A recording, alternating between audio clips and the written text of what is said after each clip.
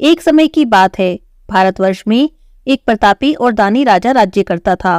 वह राजा नित्य प्रतिदिन गरीबों और ब्राह्मणों की सहायता करता, लेकिन ये बात उसकी रानी को अच्छी नहीं लगती। वह न गरीबों को दान देती, न ही भगवान का पूजन करती, और राजा से भी ऐसा करने को मना करती। एक दिन राजा तो शिकार खेलने वन को गए थे, रानी महल में अकेली थी। उस समय बृहस्पति देव साधु के वेश में राजा के दरवाजे पर आए और भिक्षा मांगी। जब भिक्षा मांगी तो रानी ने भिक्षा देने से इनकार कर दिया और कहने लगी, हे साधु महाराज, मैं तो इस दान और पुण्य से तंग आ गई हूँ। मेरा पति सारा दिन धन लुटाते रहते हैं। मेरी तो इच्छा है कि हमारा सब धन नष्ट हो जाए, न रहेगा बांस और न बजेगी बांसुरी। साधु बोले, देवी तुम तो बड़ी विचित्र हो। संतान और धन को तो सभी चाहते हैं, पुत्र और लक्ष्मी तो पापी के घर में भी होनी चाहिए। यदि तुम्हारे पास धन अधिक है तो भूखों को भोजन कराओ, प्यासों को प्याऊ लगवाओ, मुसाफिरों के लिए धर्मशाला बनवाओ।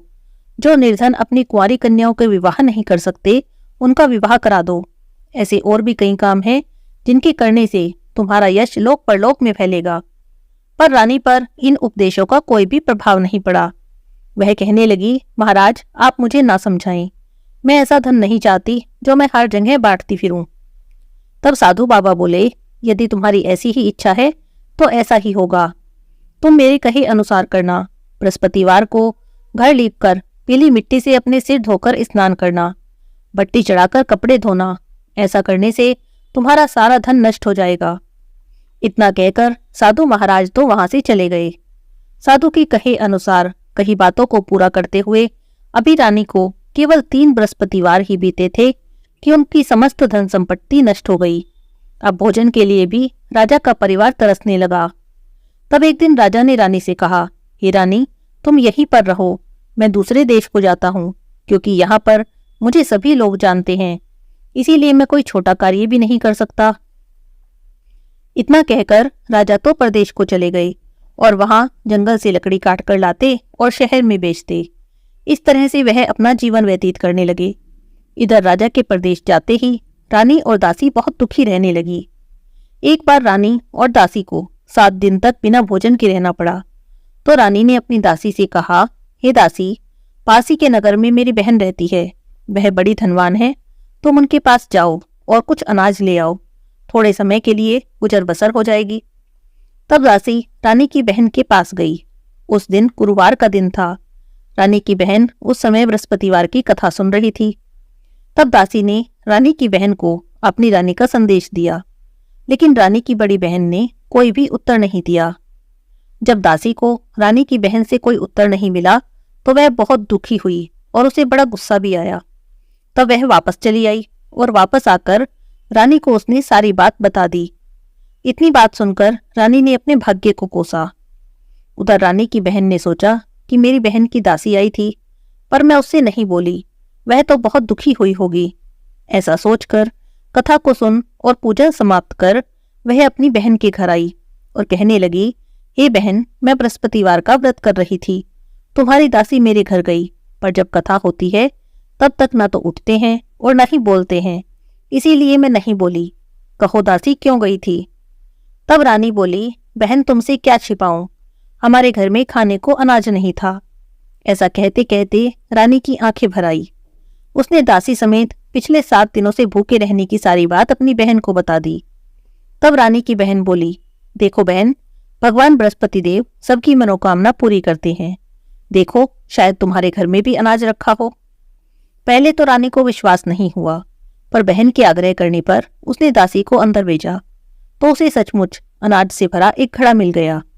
यह देखकर दासी को बड़ी हैरानी हुई। तब दासी रानी से कहने लगी, हे रानी, देखो जब हमको भोजन नहीं मिलता तब हम रोज ही व्रत करते हैं, तो क्यों ना इनसे व्रत और कथा की विधि पूछ ले, जिससे हम भी उस व्रत को करेंगे। तब रानी ने अपनी बहन से बृहस्पतिवार के व्रत की विधि पूछी। तब बहन कहने लगी कि बृहस्पतिवार के व्रत में चने की दाल और मुनक्का से विष्णु भगवान का केले की जड़ में पूजन करना और दीपक जलाना, व्रत कथा सुनना और पीला भोजन करना, ऐसा करने से बृहस्पति भगवान प्रसन्न होंगे।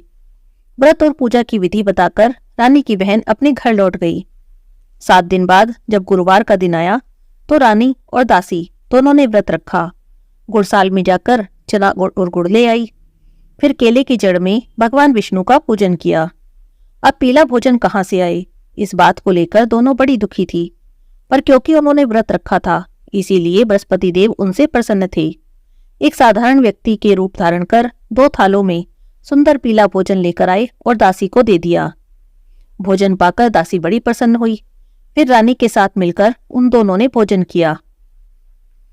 इसके बाद से तो वे सभी गुरुवार को व्रत और पूजा करने लगी। बृहस्पति भगवान की कृपा से उनके पास फिर से धन संपत्ति हो गई, पर रानी फिर से पहले की तरह ही आलस्य करने लगी। तब दासी बोली, देखो रानी, तुम पहले भी इसी तरह आलस्य करती थी, तुम्हें धन के रखने में कष्ट होता था, इस कारण सभी धन नष्ट हो गया। अब बृहस्पति भगवान की कृपा से धन मिला है, फिर तुम आलस्य करती हो। रानी को समझाते हुए दासी कहती है कि बड़ी मुसीबतों के बाद हमने यह धन पाया है, इसीलिए दान पुण्य करो, भूखे मनुष्यों को भोजन कराओ, धन को शुभ धन कर्मों में खर्च करो, जिससे तुम्हारे कुल का यश बढ़ेगा और स्वर्ग की प्राप्ति होगी और पितृ प्रसन्न होंगे। दासी की बातें मानकर रानी ने अपना धन शुभ कार्यों में खर्च करना शुरू कर दिया। पूरे नगर में उसका यश फैलने लगा। उधर राजा प्रदेश में लकड़ियां काट कर लाता और शहर में बेचता और उससे जो धन मिलता उससे अपना गुजर बसर करता। एक दिन दुखी होकर जंगल में एक पेड़ के नीचे आसन जमाकर बैठ गया और अपनी दशा को याद करके व्याकुल होकर रोने लगा। वह बृहस्पतिवार का दिन था। उसने देखा कि निर्जन वन में एक साधु प्रकट हुए। साधु के वेश में स्वयं बृहस्पति देवता थे। लकड़हारे के पास आकर बोले, हे लकड़हारे, इस सुनसान जंगल में चिंता में मग्न क्यों बैठे हो? तब राजा ने दोनों हाथ जोड़कर प्रणाम किया और कहा, हे महात्मा जी, आप तो सब कुछ जानने वाले हो, मैं आपसे क्या कहूँ। ऐसा कहकर रोने लगा और साधु को अपनी सारी बात बता दी। तब महात्मा जी बोले कि तुम्हारी स्त्री ने बृहस्पति के दिन बृहस्पति भगवान का निरादर किया था और इसी कारण रुष्ट होकर उन्होंने तुम्हारी यह दशा कर दी। अब तुम चिंता मत करो और मेरे कहे अनुसार करो, तुम्हारे सभी कष्ट दूर हो जाएंगे। भगवान तुम्हें पहले से भी अधिक संपत्ति देंगे। तुम बृहस्पतिवार के दिन कथा किया करो। 2 पैसे के चने और मुनक्का लाकर उनका प्रसाद बनाओ। शुद्ध जल के लोटे में शक्कर मिलाकर अमृत तैयार करो। कथा के बाद अपने सारे परिवार और सुनने वाले प्रेमियों में अमृत और प्रसाद बांटकर खुद भी ग्रहण करो। ऐसा करने से भगवान तुम्हारी सभी मनोकामनाएं पूरी करेंगे।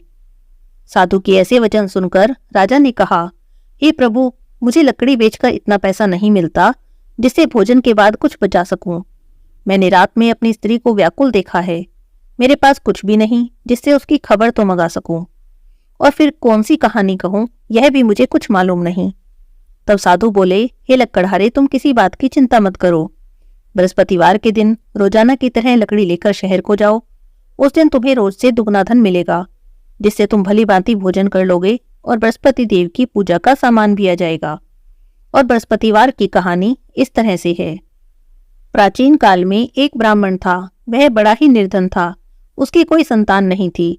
उसकी स्त्री बहुत मलिनता के साथ रहती। वह स्नान न करती, किसी देवता का पूजन न करती, और इस बात से ब्राह्मण देव बड़े दुखी रहते। बेचारे बहुत कुछ कहते, पर उसका कोई भी परिणाम न निकलता। भगवान की कृपा से ब्राह्मण की स्त्री के कन्या रूपी रत्न पैदा हुआ। कन्या बड़ी होने पर प्रातःकाल स्नान करके विष्णु भगवान का जाप और बृहस्पतिवार का व्रत करने लगी। अपने पूजा पाठ को समाप्त करके विद्यालय जाती तो मुट्ठी में जौ भरकर ले जाती और पाठशाला के मार्ग में डालती जाती। जब लौटती तो जौ स्वर्ण के हो जाते। लौटते समय इनको बीनकर घर ले आती। एक दिन वह बालिका सूप में उन सोने के जौ को फटककर साफ कर रही थी। तब उसकी माँ ने देख लिया और बोली, हे बेटी, सोने के जौ को फटकने के लिए तो सूप भी सोने का होना चाहिए। दूसरे दिन बृहस्पतिवार था। उस कन्या ने व्रत रखा और बृहस्पति देव से प्रार्थना करके कहा कि मैंने आपकी पूजा व्रत सच्चे मन से किया हो तो मेरे लिए सोने का सूप दे दो। बृहस्पतिवार भगवान ने उसकी प्रार्थना स्वीकार कर ली। रोजाना की तरह वह कन्या जौ फैलाती हुई जाने लगी। जब लौटकर जौ बीन रही थी तो बृहस्पति देव की कृपा से उसे सोने का सूप मिला। उसे वह घर ले आई और उसमें जौ साफ करने लगी, पर उसकी माँ का वही ढंग रहा। एक दिन की बात है, वह कन्या सोने के सूप में जौ साफ कर रही थी। उसी समय उस शहर का राजपुत्र वहां से होकर निकला। इस कन्या के रूप और कार्य को देखकर मोहित हो गया और अपने घर जाकर भोजन और जल त्याग कर उदास होकर लेट गया। राजा को जब इस बात का पता लगा तो अपने प्रधानमंत्री के साथ उसके पास गए और बोले, हे बेटा, तुम्हें किस बात का कष्ट है? किसी ने अपमान किया है या और कोई कारण है? मुझसे कहो, मैं वही कार्य करूंगा जिससे तुम्हें प्रसन्नता हो। अपने पिता की राजकुमार ने बातें सुनी तो वह कहने लगा कि मुझे आपकी कृपा से किसी भी बात का दुख नहीं है। किसी ने मेरा अपमान नहीं किया, पर मैं उस लड़की से विवाह करना चाहता हूँ जो सोने के सूप में जौ साफ कर रही थी। यह सुनकर तो राजा आश्चर्य में पड़ गया और कहने लगा, हे बेटा, इस तरह की कन्या का पता तुम ही लगाओ, मैं उसके साथ तेरा विवाह अवश्य ही करवा दूंगा। तब राजकुमार ने लड़की के घर का पता बताया। मंत्री उस लड़की के घर गए और ब्राह्मण देवता को सभी हाल बताया। ब्राह्मण देवता राजकुमार के साथ अपनी कन्या का विवाह करने के लिए तैयार हो गए। विधि विधान से ब्राह्मण की कन्या का विवाह राजकुमार के साथ हो गया। कन्या के घर से जाते ही पहले की भांति ब्राह्मण देवता के घर में गरीबी का निवास हो गया। अब तो भोजन के लिए भी अन्न बड़ी मुश्किल से मिलता था। एक दिन दुखी होकर ब्राह्मण देवता अपनी पुत्री के पास गए। तब बेटी ने पिता की दुखी अवस्था को देखा और अपनी माँ का हाल पूछा। तब ब्राह्मण ने सभी हाल कह दिया तो उसकी बेटी ने बहुत सा धन देकर अपने पिता को विदा कर दिया। इस तरह ब्राह्मण का कुछ समय तो सुख से बीता। कुछ दिनों बाद फिर वही हाल हो गया। ब्राह्मण फिर अपनी कन्या के यहाँ गए और सारा हाल कहा तो लड़की बोली, पिताजी, आप माताजी को यहाँ लिवा लाओ, मैं उन्हें विधि बता दूंगी जिससे गरीबी दूर हो जाए। तब ब्राह्मण देवता अपनी पत्नी को साथ लेकर पहुंचे तो बेटी अपनी माँ को समझाने लगी, हे माँ, तुम प्रातःकाल सुबह उठकर स्नान आदि करके भगवान विष्णु का पूजन किया करो तो तुम्हारी सब गरीबी दूर हो जाएगी। पर उसकी माँ ने उसकी एक भी बात नहीं मानी। सुबह उठी और अपनी पुत्री के बच्चों की झूठन को खा लिया। इससे उसकी बेटी को बहुत गुस्सा आया। एक रात को कोठड़ी से सभी सामान निकाल दिया और अपनी माँ को उसमें बंद कर दिया। सुबह उसमें से निकाला, स्नान आदि करा के पाठ कराया तो उसकी माँ की बुद्धि ठीक हो गई। इसके बाद तो हर बृहस्पतिवार को वह व्रत करने लगी और विष्णु भगवान का पूजन करने लगी। इस व्रत के प्रभाव से उसके माता पिता बहुत ही धनवान और पुत्रवान हो गए। बृहस्पति देव के प्रभाव से इस लोक के सभी सुखों को भोगकर स्वर्ग को प्राप्त हुए। बोली विष्णु भगवान की जय, बृहस्पति देव भगवान की जय। इस तरह से कहानी सुनाकर साधु देवता वहां से अंतर्ध्यान हो गए। धीरे धीरे समय बीता। बृहस्पतिवार का दिन आया। उस दिन राजा जंगल से लकड़ी काटकर शहर में बेचने गया। उसे उस दिन और दिन से अधिक पैसे मिले। राजा ने चना गुड़ सब लाया और गुरुवार का व्रत किया। उस दिन से उसके सभी कलेश दूर हो गए। पर जब दोबारा गुरुवार का दिन आया तो बृहस्पतिवार का व्रत करना भूल गया। इस कारण बृहस्पति भगवान उससे नाराज हो गए। उस दिन उस नगर के राजा ने एक विशाल यज्ञ का आयोजन किया। शहर में घोषणा करा दी कि कोई भी मनुष्य अपने घर में भोजन नहीं बनावे, न आग जलावे। सभी लोग मेरे यहाँ भोजन करने आवे और इस आज्ञा को जो न मानेगा उसे फांसी की सजा दी जाएगी। इस तरह की घोषणा संपूर्ण नगर में करवा दी गई। राजा की आज्ञा से शहर के सभी लोग भोजन करने आए, लेकिन लक्कड़हारा थोड़ा देर से गया। इसीलिए राजा उसे अपने साथ महल में ले गए और ले जाकर भोजन करा रहे थे तो रानी की दृष्टि उस खूंटी पर पड़ी जिस पर कि उसका हार लटका था। वह उसे वहां पर दिखाई नहीं दिया। तब रानी ने सोचा कि मेरा हार इसी मनुष्य ने चुराया है। उसी समय सिपाही बुलाकर उसे कारागार में डलवा दिया। जब राजा कारागार में पड़ गया तो बहुत दुखी होकर सोचने लगा कि ना जाने कौन से पूर्व जन्म के कर्म से मुझे यह दुख प्राप्त हुआ है। उसी साधु को याद करने लगा जो उसे जंगल में मिला था। उसी समय तत्काल बृहस्पति देव साधु के रूप में प्रकट हुए और उसकी दशा देखकर कहने लगे, अरे मूर्ख, तूने बृहस्पतिवार की कथा नहीं की, इस कारण तुझे दुख प्राप्त हुआ है। अब तू चिंता मत कर। बृहस्पतिवार के दिन कारागार के दरवाजे पर तुझे 4 पैसे पड़े मिलेंगे। उनसे तू बृहस्पति देव की पूजा करना तो तेरे सभी कलेश दूर हो जाएंगे। बृहस्पतिवार के रोज उसे 4 पैसे पड़े मिले। लक्कड़हारे ने कथा कही। उसी रात्रि को बृहस्पति देव ने उस नगर के राजा को स्वप्न में कहा, हे राजा, तुमने जिस आदमी को कारागार में बंद किया है वह निर्दोष है। वह राजा है, उसे छोड़ देना। रानी का हार उसी खूंटी पर लटका हुआ है। अगर तुम ऐसा नहीं करोगे तो मैं तुम्हारे राज्य को नष्ट कर दूंगा। इस तरह के रात्रि स्वप्न को देखकर राजा सुबह उठा, खूंटी पर हार टंगा देखा तो लक्कड़हारे को बुलाकर क्षमा मांगी और उसे योग्य सुंदर वस्त्र आभूषण देकर विदा कर दिया। बृहस्पति देव की आज्ञा से राजा अपने नगर को चल दिया। राजा जब नगर के निकट पहुंचा तो उसे बड़ा आश्चर्य हुआ। नगर में तो पहले से भी अधिक बाग, तालाब, कुएं, बहुत सी धर्मशाला, मंदिर बने हुए थे। तब राजा ने पूछा, यह किसका बाग और धर्मशाला है? तब नगर के सभी लोग कहने लगे, ये तो रानी और बांदी के हैं। तब राजा को बड़ा आश्चर्य हुआ और गुस्सा भी आया। जब रानी ने खबर सुनी कि राजा आ रहे हैं तो उन्होंने दासी से कहा, दासी देखो, राजा हमको कितनी बुरी हालत में छोड़कर गए थे। हमारी ऐसी हालत देखकर लौट न जाएं, इसीलिए तुम दरवाजे पर खड़ी हो जाओ। आज्ञा अनुसार दासी दरवाजे पर खड़ी हो गई। राजा आए तो उन्हें अपने साथ लिवा लाई। तब राजा ने क्रोध करके अपनी रानी से पूछा कि बताओ, यह धन तुम्हें कैसे प्राप्त हुआ? तब उन्होंने कहा कि हमें तो यह सब धन बृहस्पति देव के व्रत के प्रभाव से प्राप्त हुआ है। तब राजा ने निश्चय किया कि 7 रोज बाद तो सभी बृहस्पति देव का पूजन करते हैं, पर मैं दिन में रोज 3 बार कहानी कहा करूंगा और रोज ही व्रत किया करूंगा। अब हर समय राजा के दुपट्टे में चने की दाल बंधी रहती। राजा दिन में 3 बार कहानी कहता। एक दिन राजा ने सोचा कि चलो अपनी बहन के यहाँ हो आवें। इस तरह सोचकर राजा घोड़े पर सवार हो अपनी बहन के यहाँ चलने लगा। रास्ते में उसने देखा कि कुछ आदमी एक मुर्दे को लिए जा रहे हैं। उन्हें रोककर राजा कहने लगा, अरे भाइयों, मेरी बृहस्पति देव की कथा सुन लो। वे बोले, लो, हमारा तो आदमी मर गया है, इसे अपनी कथा की पड़ी है। पर कुछ आदमी बोले, अच्छा कहो, हम तुम्हारी कथा भी सुनेंगे। तब राजा ने दाल निकाली और कथा आदि हुई थी कि मुर्दा हिलने लगा और कथा के समाप्त होते ही राम राम करके वह मनुष्य उठकर बैठ गया। राजा आगे चल दिया। आगे मार्ग में एक किसान खेत में हल चलाता मिला। राजा ने उसे देखा और बोला, अरे भैया, तुम मेरी बृहस्पतिवार की कथा सुन लो। किसान बोला, जब तक मैं तेरी कथा सुनूंगा तब तक तो 4 हरैया जोत लूंगा। जा, तू अपनी कथा किसी और को सुना। राजा आगे चलने लगा।